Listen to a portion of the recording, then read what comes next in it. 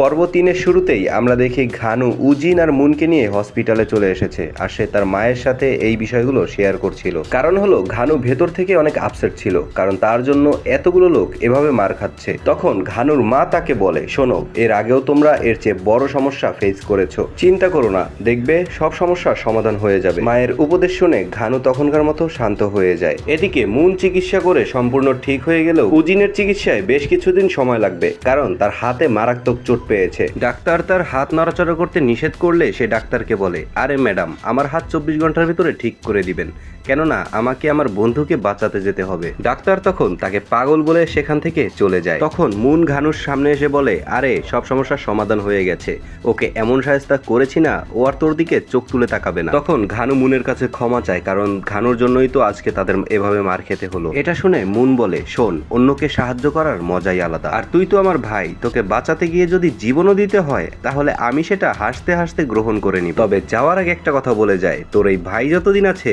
তোর কোনো টেনশন নেই। ঠিক তখনই আবার তার কাছে কল করে সেই ইয়ং, আর ইয়ং তাকে জানায়, ঘানু, তোমার সাথে এত ঘটনা ঘটে গেল, কিন্তু আমাকে জানানোর প্রয়োজন মনে করলে না। যাই হোক, আমি সবকিছু জেনে গেছি, আর আমি মিনের সাথে এটা শেয়ারও করেছি।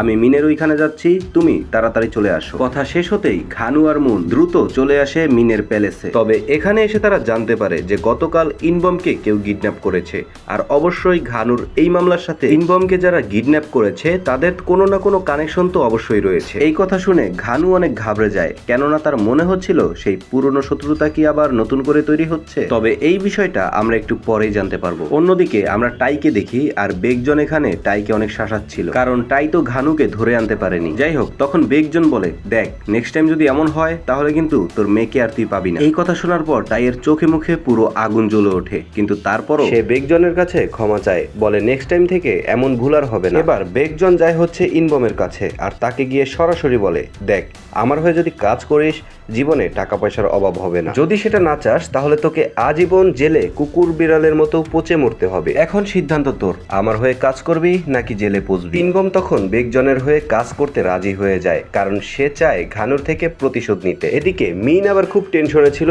ইনবমের কিডন্যাপের কারণে, কেননা মিন ধারণা করেছে যারা ইনবমকে কিডন্যাপ করেছে তারা মিয়ঙ্গিলকেও হয়তোবা এভাবেই ছাড়িয়ে নিয়ে যাবে। তবে ইয়ং তখন আশ্বস্ত করে বলে যে এটা কোনোদিনও সম্ভব নয়, কারণ তাদের তিনজনকে আমি 3টা ভয়ানক জেলে রেখেছি। যখনই আমি খবর পেয়েছি যে ইনবম কিডন্যাপ হয়ে গেছে, তখন থেকেই বাকি 2টা জেলের সিকিউরিটি আরো হাই করে দিয়েছি। মানে এখানে ইয়ংও এতটা কাঁচা খেলোয়াড় না যতটা আমরা ভেবেছিলাম। অন্যদিকে আবার ভাড়াটে গুন্ডাদের লিডার অনেক চিল্লাচিল্লি করে, কারণ সে তো ঘানুর হাতে অনেক মার খেয়েছে, সেজন্য সে অনেক টাকার দাবি করে। বলে, শালা তোরা তো বলিসনি যে ওরা বক্সার, দেখ মেরে আমার কি অবস্থা করেছে, এখন তাড়াতাড়ি টাকা। সেই সাথে 2টা গালিও দিয়ে বসে। এটা শুনে বেগজন অনেক রেগে যায়, আর তাকে মারতে মারতে সেখানেই মেরে ফেলে। মানে মানুষ মারা তো তার কাছে ডাল ভাতের মতো আর কি।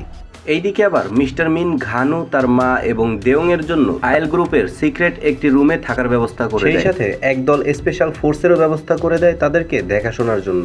এরপর তাদেরকে সেই সিক্রেট রুমে হস্তান্তর করা হয়। তবে কিছুক্ষণের মধ্যেই সেখানে উজিন চলে আসে, মানে এক কথায় সে হসপিটাল থেকে পালিয়ে চলে এসেছে।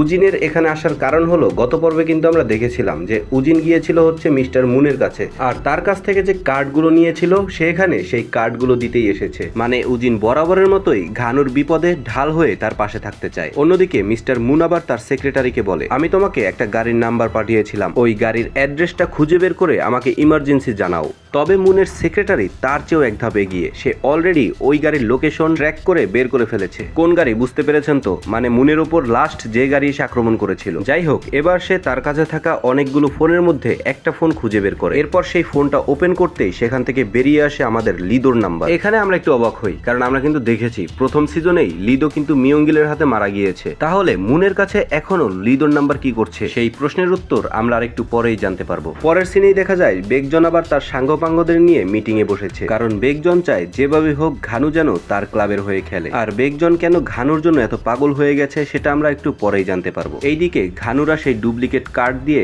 IKFC তে একটা অ্যাকাউন্ট করে ফেলে। অ্যাকাউন্ট অ্যাক্টিভ হওয়ার সাথে সাথেই তাদের সামনে চলে আসে ঘানুর ছবি, মানে অলরেডি আইকেএফসি তাদের অফিসিয়াল সাইটে জানিয়ে দিয়েছে যে ঘানু তাদের ক্লাবের হয়ে খেলছে। এই কারণেই বেকজন এত পাগল হয়ে গেছে ঘানুকে তার ক্লাবে নিয়ে আসার জন্য। বুঝতে পারছেন তো কাহিনী। তবে কিছুক্ষণের মধ্যে বেকজনের হ্যাকারও টের পেয়ে যায় যে তাদের সাইটে কেউ ভুয়া কার্ড দিয়ে প্রবেশ করেছে। সঙ্গে সঙ্গে একটা সিগন্যাল পাঠিয়ে সে ভাইরাস আক্রমণ শুরু করে দেয়। দেওং এখানে অনেক চেষ্টা করে তার কম্পিউটারকে ভাইরাস আক্রমণ থেকে রক্ষা করার জন্য, তবে সে ব্যর্থ হয়। অবশেষে কোনো উপায় না পেয়ে ল্যাপটপটাকে চিরদিনের জন্য বন্ধ করে দেওয়া হয়। যাই হোক, পরের দিন সকালবেলা তারা যখন সবাই একসাথে ব্রেকফাস্ট করছিল তখনই তাদের কাছে চলে আসে মিস্টার মুন আর ঘানুদেরকে জানায়, আমাদের ওপর গতকাল রাতে যারা আক্রমণ করেছিল তাদের লোকেশন আমি খুঁজে বের করে ফেলেছি। এখন আমি সেখানে যাব আর তাদেরকে বুঝিয়ে বলবো যাতে তারা এইটুকু বলে তারা কার হয়ে আমাদের ওপর হামলা করেছিল। এই কথা শুনে উজিন তখন মুনের সাথে যেতে চায়, কারণ বুঝতেই পারছেন কাজটা কিন্তু যতটা ভাবছি ততটা সহজ নয়। তো যেই ভাবা সেই কাজ, তারা এবার সরাসরি চলে যায় সেই গুন্ডাদের আস্তানায়। মূলত এটা একটা জিম ছিল, মানে তারা সবাই একসাথে এখানে জিম করতে আসে। তবে এখানে একটা অপ্রত্যাশিত ঘটনা ঘটে যায়। মুনদেরকে দেখেই সেই গুন্ডারা হিংস্র হয়ে ওঠে আর তাদের উপর আক্রমণ করে। মানে বুঝতেই পারছেন এই গুন্ডাদেরকে ধরে তো তারা আচ্ছা মতো ধোলাই করেছে, এখন আবার তাদের ডেরাই এসেছে। একটা রাগ আছে না। মুহূর্তের মধ্যেই সেখানকার পরিস্থিতি তখন খারাপ হয়ে যায়। এটা দেখে সেই হোটেল ম্যানেজার আবার পুলিশে কল দিয়ে বসে আর কিছুক্ষণের মধ্যেই সেখানে পুলিশ এসে তাদের সব কয়টাকে ধরে থানায় নিয়ে যায়। অন্যদিকে ঘানু আর ইয়ং গিয়েছে সেই ডিটেকটিভের সাথে কথা বলতে, মানে যে ডিটেকটিভ এই গল্পের শুরুতেই সেই গাড়িটা পরীক্ষা নিরীক্ষা করেছিল। এখান থেকে সে এমন কিছু তথ্য পেয়েছে যেটা তাদের এই কেসে রাজসাক্ষী হিসেবে কাজ করবে। বুঝতেই পারছেন অনেক গুরুত্বপূর্ণ তথ্য। কিন্তু ডিটেকটিভ যখন তাদের সাথে দেখা করতে আসছিল তখনই তাকে কেউ ছুরি মেরে দেয়। তবে ভিড়ের মাঝেও ঘানু সেই লোকটিকে শনাক্ত করতে সক্ষম হয়। ঘানু অনেকক্ষণ যাবৎ তাকে তাড়া করে, চেষ্টা করে তাকে ধরার জন্য, তবে সে ব্যর্থ হয়। কেননা এই কিলার ছিল অনেক বেশি এক্সপার্ট। সে দেয়াল টপকে পালিয়ে যায়। ঘানুর এখানে কিছুই করার ছিল না, তাই সে সেখান থেকে ফিরে আসছিল। তখনই তার কাছে মেসেজ আসে উজিন বর্তমানে থানায় রয়েছে।